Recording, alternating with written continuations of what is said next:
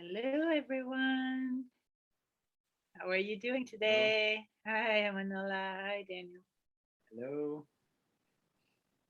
So, here we are for another conversation, another shared time, precious time together to explore one of the many subjects of life.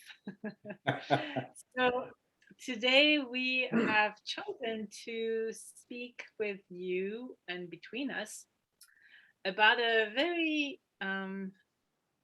profound subject because it touches every one of us, and that it or will touch or has touched at one point in our life, is how am I dealing with my aging parents? So I would like to, um, maybe if it's okay, I will start because, as a polarity practitioner, I for me, parents, and I work with parents when I work with some of my students. Um, I'm very like connected to those primal energies from that perspective. So for me, parents are the primary polarity of our life. It's the polarity that came together to give life to us. And so it's very Exactly. imprinted in a very depth of ourselves, and cells too. We have a very essential polarity of life that is brought by our parents. So maybe just to start this conversation, putting that context in perspective around this subject of how do I deal with my aging parents? Because the second thing is that because of that primal polarity, what happens, of course, is that our relationship to our parents in general, and especially when they're aging, because their roles are a little bit shifting, um, we have this resonance inside of us on a cellular level that sometimes make it tricky to separate what's happening for them from us. So I'm just bringing this as a first leg, the ground for this conversation, and I would like to open the space for one of you to please jump in, whoever feels ready. Yeah, that's great actually. One of the things I think in this subject also, normally we have three patterns. One pattern is we we say, I don't want to deal with them at all. Forget them. They are on their own. I am 18 and I don't want to be around them. And another group of us, we want to do everything for them to make them happy. And another group, we want to fix them. And sometimes we go through all of these three patterns at the same time.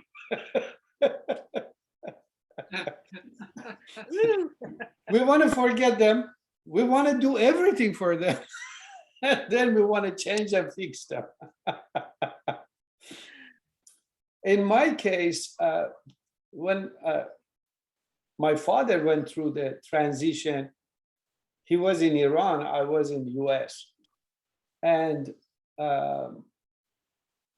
my older sister, uh, older than me, she was dealing with him in Iran.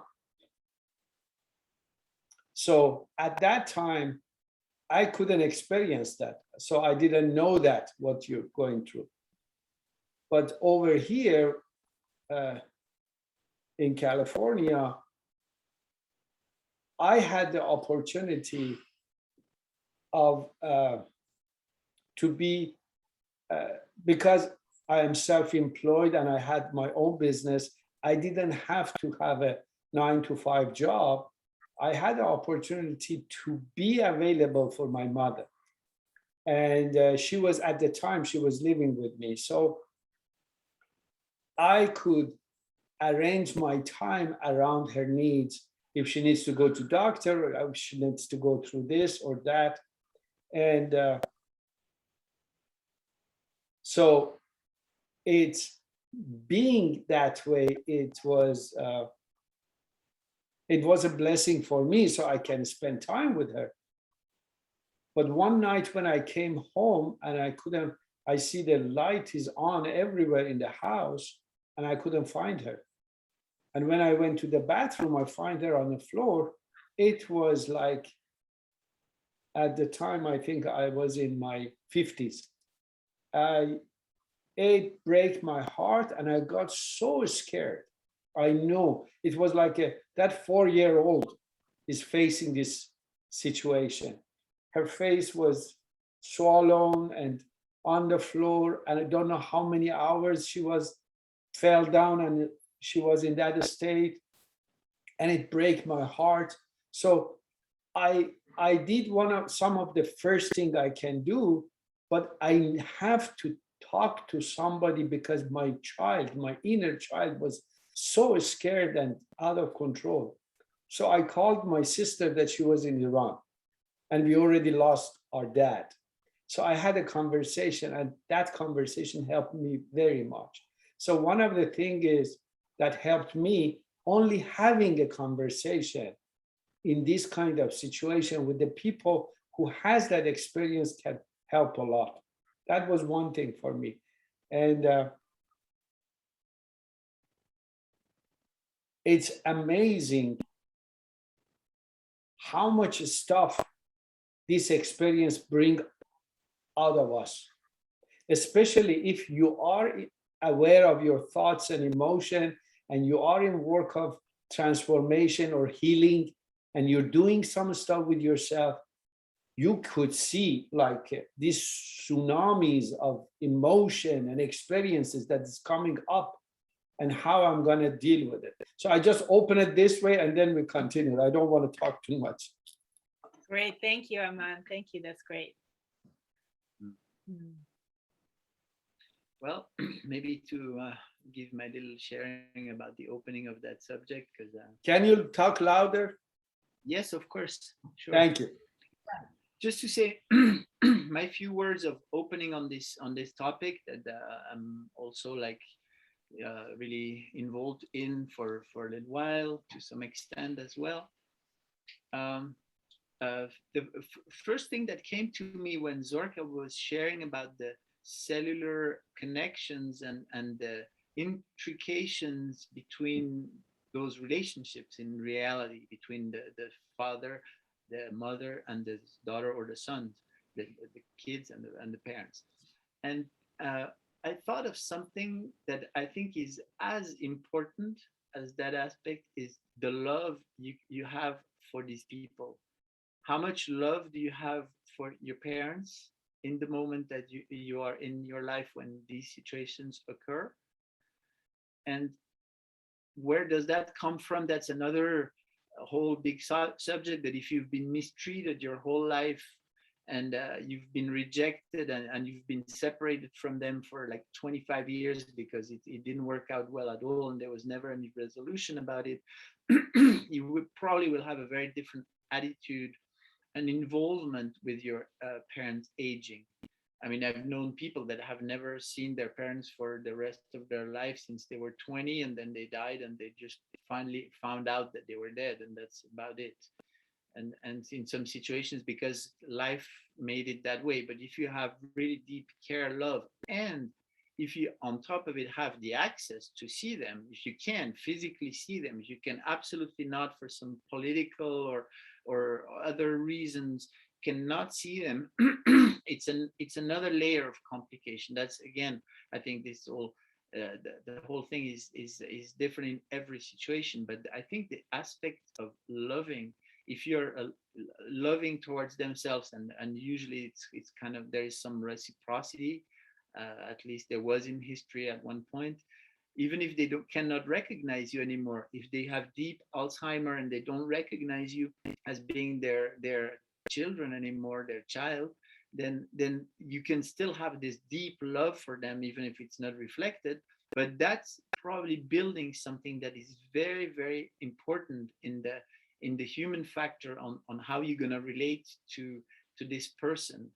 And then my last little piece for introduction, I think, is how much have you resolved with them in your life, in your childhood, in your teenagehood, or maybe not at all during those years, because that's often what happens. We do not really, I mean, we're living stories and learning, but resolving things usually comes a little later. But then in life, since you're born until today, how much have you resolved with them? And when I mean resolved is like put it on the table, talk about it, be honest, and at least be honest. Again, just be honest and just be honest, and that's already a lot. That helps to resolve most of the things. And hopefully going towards that, then you can be more involved with them when they need support, but you can also be more detached. And that would be my experience about it. So yeah, incitation is to put things on the table, be honest, and then things are flowing somehow. But that was just for my first round. Thank you. Thank you, Daniel. Yeah, what a deep reflection on life. Feels so important. And I feel that specifically today, it's a subject. I think like every subject today feels like more important than ever, because everything is coming to surface. Everything that has been there for a long time and that we kind of ignored. But I feel with the whole situation right now, we're being like coaxed to let things, emerge to light and just look at things. Things Maybe come from our, deep unconscious sometimes, and like they show themselves, and yeah, we can like turn our heads, but I would really suggest we look at them.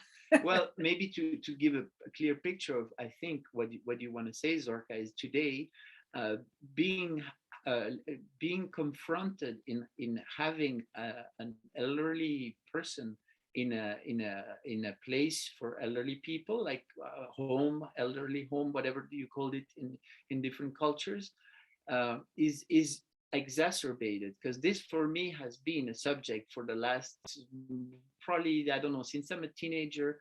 Like, it has concerned me of how is it possible to have your parents that are in active life, in your life, in social life with neighbors, and running around and doing stuff with many people, like being parked in a place where the only thing in the very best situations is a balcony with some little view, hopefully not too much noise and traffic, and are cared for, but they're by themselves completely disconnected from everything else that they have gone through in their lives.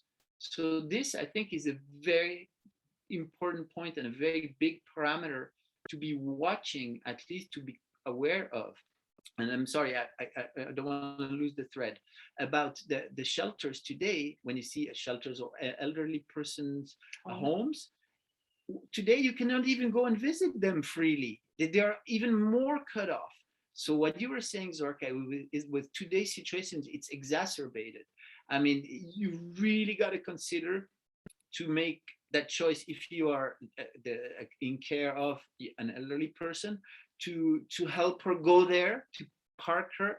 That's my feeling. I'm sorry, no judgment really, but I feel like pushing him and saying, well, you're going to go and park there to the rest of your life till you die and you come out in a coffin, or you can keep having some independency and you feeling, I mean, different. This is a very big concern for me. So that already is I think a very key point in how you are. You said, Aman, I'm going to finish with this. You said that your mom was living with you in her last stage of life, and I think this is very honorable, and this is also something that is extremely profound to keep cultivating. I think it's been like for millenniums, and I'm not thinking things don't need to change, but it's a human things. I mean, you want to just park someone somewhere and go see them once every 15 days, and maybe not at all because there is COVID out there. This is crazy. So I think all these parameters have something to do with with that. So anyway, wow. Okay. All right. Yeah. I mean, just to finish what I was starting, and um, yeah, what you just said, I agree with like the place of having to consider all the parameters. But I think it's really important, and I want to say that again, is that we don't always put people in homes because we don't want to take care of them. But sometimes many people cannot because they don't have the time, they don't have the space, they don't have the physical space, they have children to take care of, they cannot deal with one more thing in their lives. So I think it's really important to remind ourselves and everyone that we all have our circumstances and that it's really important not to judge ourselves, not to judge our parents for whatever circumstances we are in, but that this is a very specific opportunity. I think that many things get resolved actually at the end of life, or like in those years where we are like differently related to our parents, because all of a sudden we have conversations we've never had before because there was no reason for it unless we really had like parents that were very open to talk about subjects that were, intense subjects. So I think it's really important to keep being compassionate and no judgment for ourselves and the parents we're taking care of, because we all have our limitations that we can go beyond or not. And I think the most important thing is to do the best with the situation at hand so that we feel like we have lived it fully and we gave it all we could in a balanced way for everyone. And that would be my feeling around this. Beautiful. One thing it comes to my mind, I want to share it. There, I think it was the third time or fourth time when I took my mother to emergency room. Till the time I take her to the emergency room, till she went to, we were successful to get a room for her in the hospital and being admitted. I think it takes about 14 hours. And I remember myself, I'm standing in her hospital room, looking at outside, and it was early morning, the day after that I took her to the emergency room. She's sleeping in her bed, and inside I'm going through this fight with myself that how could she expect me to spend so much time, so much energy going through this conversation in my head? And all of a sudden I turn back and look at her, and she's sleeping in her bed. She didn't expect me to do those things for her. I was expecting myself to do those things for her. And at that moment, I realized, my God, I was torturing myself by the expectation I had from myself. I'm not saying she didn't have expectation from me. I'm saying I had my own expectation from myself about her, and her, whatever expectation she has, it was hers. But my expectation from myself, if I am a good son, how I'm going to deal with her, that expectation was killing me, was hurting me, and I was fighting in myself. That was a huge breakthrough, because after that I got relieved. My expectation was screwing me up. What was hurting me was internal fight. It wasn't with her. It wasn't about she was standing, you have to help me or do this. No, it was between me and me. That was a huge breakthrough, because after that, I just accepted most of the up and down I'm going through. It's within myself, between certain values and other contradicting value, how can I say? Conflicting values. conflicting values. Conflicting values, thank you. Conflicting values, and I'm fighting in myself. It wasn't about her. And that was a huge relief for me, because that way, because one of the hardest things is with our parents, it came to a place that we feel frustrated or angry, or we think we cannot fulfill them, we cannot make them happy, we cannot help them. And that moment, we may say something, or we may even think about something, and then we feel bad about ourselves. And when they went through their transition later, we beat up ourselves. How, what kind of a person think like that, or even mentioning like that, or doing some reaction that is hurtful? It's like judging myself. And then I realized, oh my God, all of this is internal. And if I learn to identify these different parts of myself, be aware of my own expectation from each place, and then start dealing with them, is like a conference room. Talk to each part.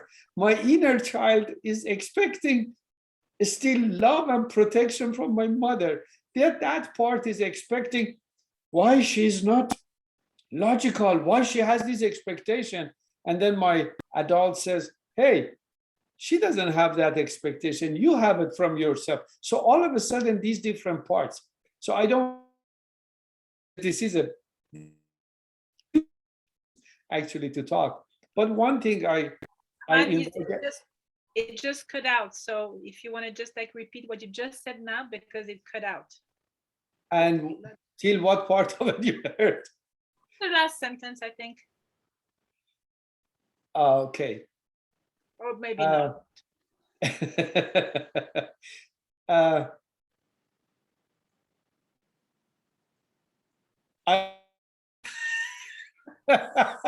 think it's cutting out again. Maybe it shouldn't be heard. Let's leave it that way. Maybe. So I just want to wrap it up. The way I see it is, it would be great wherever we are with our parents. If we are estranged and we don't see them, or if we love them and spending time with them, or sometimes we just go and say hi and bye, wherever we are. My invitation is to look at it that when you are thinking about your parents in your mind, the picture comes in your head at that moment. Is this the certain father or mother you know in a certain age? Or is the person like old and frail and weak is sitting in front of you? Most of the time we are thinking about somebody in power, authoritative or something. It's like the picture it comes to our mind doesn't match with really what is in front of us.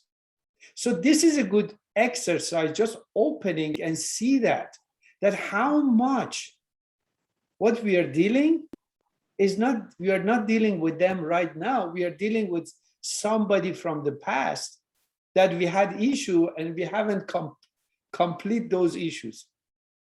I'm complete. Thank you, Amanullah. That's great.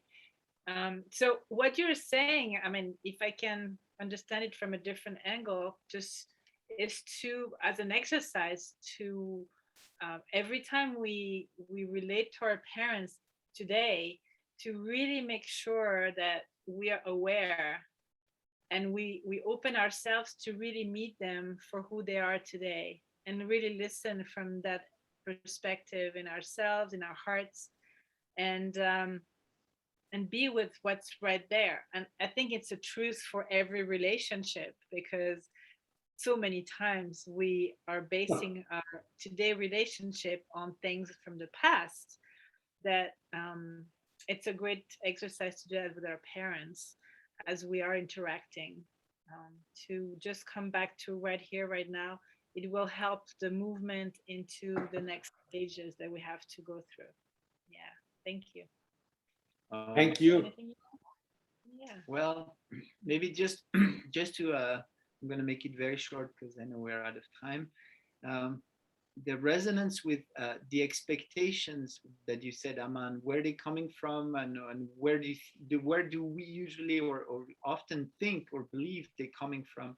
And I'm just going to rebound on the example I said about garaging elderly people in a home for elderly people. This is also my expectation, my personal expectation, probably to never go there myself, and my expectation is to not see my parents there.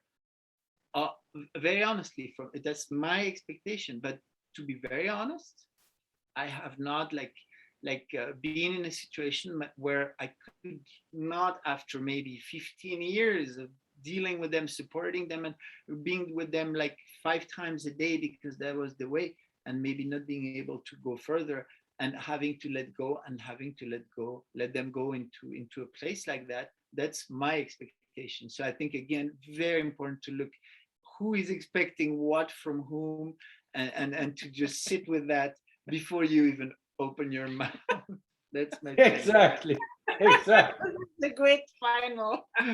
Thank you Thank so you much, so you much, guys. everyone. Wow, what a Good fun. subject. Okay, Thank have a you. wonderful week, and we'll see you next week. Bye. Bye bye.